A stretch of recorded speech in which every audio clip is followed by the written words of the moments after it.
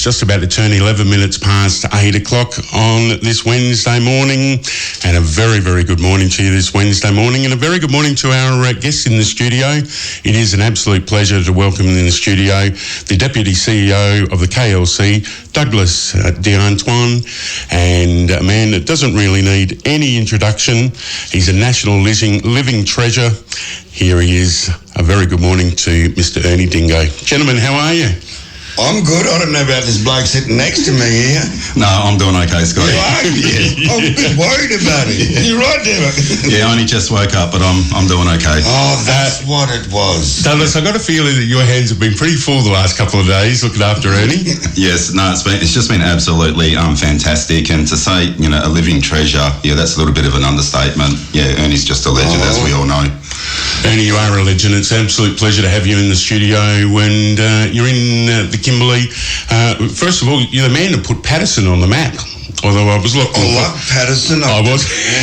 The fun thing about putting Patterson on the map was, no one knew, they thought I was just the CEO of the Aboriginal Corporation and I was doing a good job because they all expected me to do a good job. I loved the little twist, but that was fantastic. And that was the last time we saw you in the or in Kununurra and Wyndham. I've been to you a few times since. Oh, yeah, great. Mystery Road a couple of years ago. Did a brilliant job. While we're on Mystery Road, how about that young Aaron Patterson? He's fantastic. He just picked up another award. Yeah, he's fantastic. Amazing kid. Yeah. I remember him about 26 years ago, and we were shooting Heartlands with Kate Blanchett, and Aaron turned up and was like, Aaron, what do you do? Oh, just doing journalism. Do you want to do No, I just want to do journalism. And just to look at what that kid's done, an amazing person. Yeah. He's just full on all the time. He's great talent. He's a top bloke as well, isn't he? Well, people don't know a lot about his background. He's, with his brother and his family and everything. He was born on a plane between Alice and Adelaide. Trying to get him down there to be born in Adelaide, but he didn't. That's amazing. I'm coming now. He's mad, that kid. I love him. Well, of course, we could talk about movies and television for most of the show, but a big welcome in the Kimberley because you're here to talk all about tourism. Now, Indigenous tourism in particular, getting ready for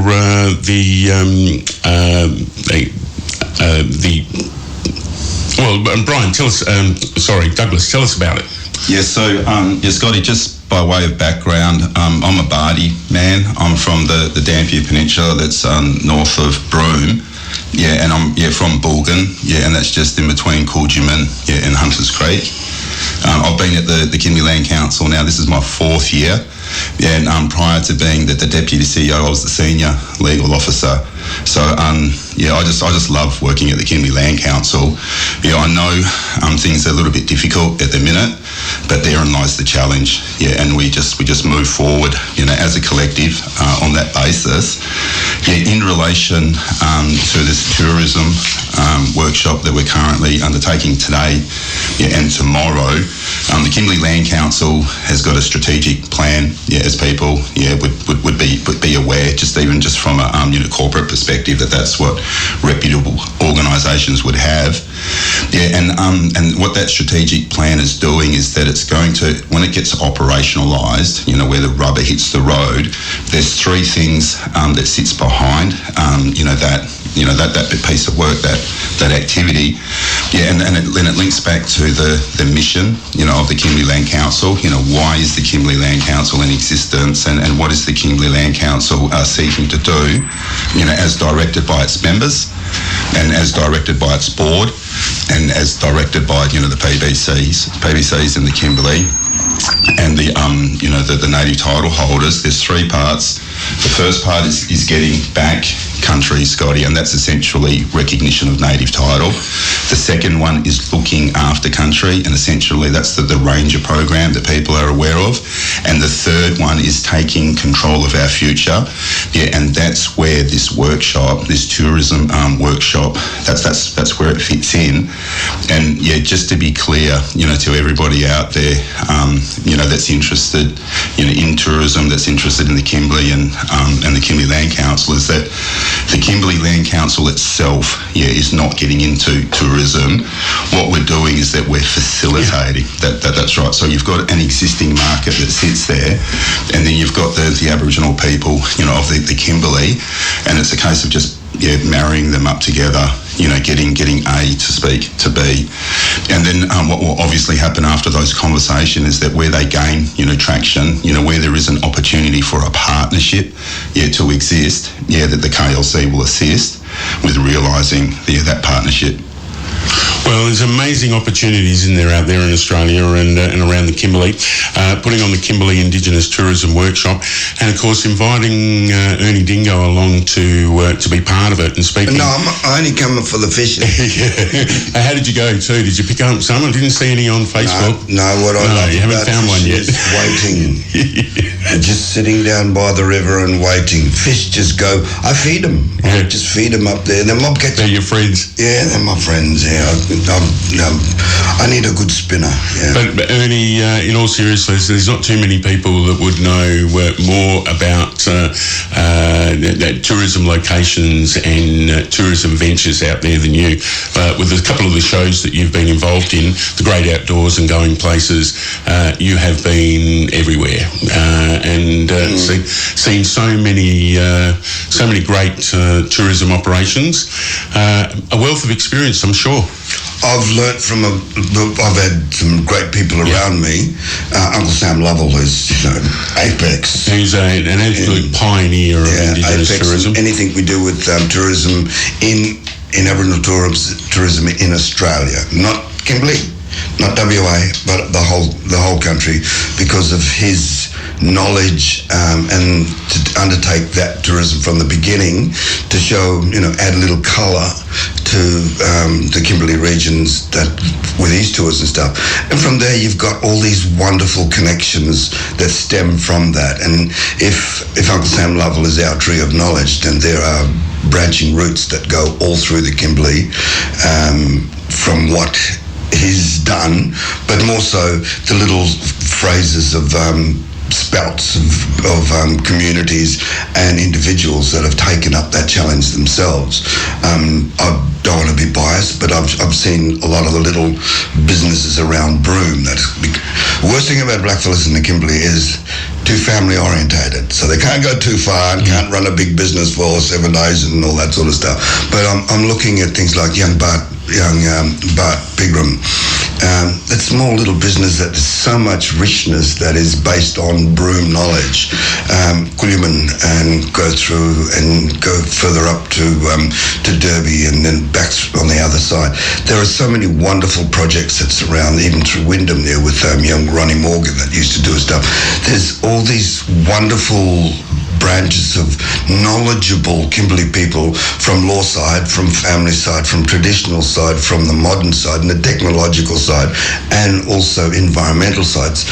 And our rangers, the rangers programs that's been going has been strong in they're going back onto the country and talking about country, but protecting it. And those conversations that they're having with themselves are giving them the rehearsal. Just sort of like, you might want to do it 2 or 3 here. Yeah, but we shame, we don't want to talk too much. But they do. And when they realise that the tourists that come in don't want to be preached out, this is not that thing. But, see that hill up there? Yeah, we call that such and such. But from an Indigenous point of view, well, what will I call it? Very often call that one that way, but we call them this way because there's a meaning for that way. And then, so there's more added colour and beauty. And the other thing is the slow listening of the community, of the area. You've got to feel that country. Yeah. Rather than just rush them through on a bus and quick yarn about this, that, and the other, get to the food first. Yeah. So it's if you want to take photos when you're going on Indigenous tourism, which is what I'd love to see, is that richness of being present in those environments and not taking a photo, forgetting to, because you're so engrossed in the listening of your guides, or being presence in an understanding that the Aboriginal guides can say, well, traditionally, this is my country here, and that tree belonged to such and such a family, that bird is a totem force. And so that sort of connection that they can get from the Aboriginal guides. And we forget, because we're too busy trying to be non-Indigenous, thinking what they want. No, we've got to give them what... Absolutely. From the heart. Interesting that you brought up the ranges and in Indigenous and ranges. It's a perfect fit, isn't it? And doing so well. You would think that Indigenous people and tourism would be a perfect fit. It's just what you were talking about. It's always very, very high on people's focus groups and questionnaires when they come to places like Australia, both from overseas and interstate, that they really do want to embrace Indigenous culture and find out as much as possible. You would think that it would be just a perfect fit. So many gifts. People who come from overseas always take home something Aboriginal. Yeah. I don't know if it's made in Asia or whatever, but at least there's an acknowledgement of taking it home. But that is something that's important for our culture. But there's a lot of what I want to stamp out, and people will understand when I come into Australia, I want to see the real Aborigines. I mean, are they going to put the clothes on, put the paint on, and sing me a song? And I want to see the real Aborigine. And I realise that they are real. It's 2021, isn't it? Yeah, so we need that. We need to educate that sort of people. I mean, if you have a look at the beauty from the dances, Mowanjum style dances, Turkey Creek style dances, and the strength of all that is in the Kimberley, there is so much beauty in the natural environment, and because it's climatic as well. But the most important thing is, I love looking at different faces from one side of the Kimberley to the other side, and trying to work out where those faces fit in. But things that move around. Yes, yeah. I mean, through Gigia with the Bunaba mobs through there, and I can go all day on that, mate. Yeah, exactly. Yeah, it's so much wealth and there's so much talent, but we've got to take over these tourism. Blackfellow way, not rush them through. Yeah, come spend some more time here, and you have to feel, like you can go to a shop, buy a loaf of bread, but you got to get all the ingredients to make that damper properly. Well, you're making the start with this brilliant workshop, the Kimberley Indigenous Tourism Workshop. Douglas, how long are we sort of looking at? Sometimes it's baby steps. You're obviously committed to helping out there for quite a while. Yeah, that's right. Yeah, we're in the game. Yeah, for however long it takes. Yep. Yeah, and then depending on the opportunity, depending on what the partnership might look like, what that will do, that will inform how long or what stage, where somebody needs to go, because you've got existing operations where people are sophisticated, and they will need, limited assistance, if any assistance at all, and then you've got, operations that are green, right at the very beginning, of their journey, and that will take a little bit of time, but the Kimberley Land Council isn't going anywhere, and as directed, as mandated to myself and the CEO Brian Wilkinson, by the board, by our members, by the TOs of the Kimberley, we're not going anywhere anytime soon. This is something that we're really, really firm on, and it's a really, really good point, Scotty, like what you and Ernie were talking to, was the business justification, and it's clearly there. So then, last night, I met with, and Ernie mentioned, Bart Prigram, there was also, Sissy Gore Birch, and also, Rosanna, Angus. Very, very smart, very, very capable people. And what the KLC is going to do is that we're going to listen. That's the first thing. That's a very, very important thing. Very important. And it's via the persons that I just mentioned, Bart, Sissy and Rosanna, and also people like Ernie as well, like very astute people. So then it would be silly of us not to listen. And where things are going okay, where things, are just progressing, without any issues, that's fantastic. But where, we hit a bit of a speed bump, where, issues do present themselves. Yeah, the KLC, ain't going to lay down its tools. We're going to stay in the game. Yeah, and then what we're going to do is, I've got a corporate background, Scotty. So I was in oil and gas. I was at Woodside and BP upstream for about 15 years. So within that space, it's a can-do attitude. Like the hydrocarbon has got to flow. So then what I do is that I take that, position into the Kimberley Land Council, and somebody comes up to me and says, this isn't going to work. It's like, okay, fantastic. Anybody can say that. Come back to me with the plan A, plan B, and the plan C as to how we're going to overcome it.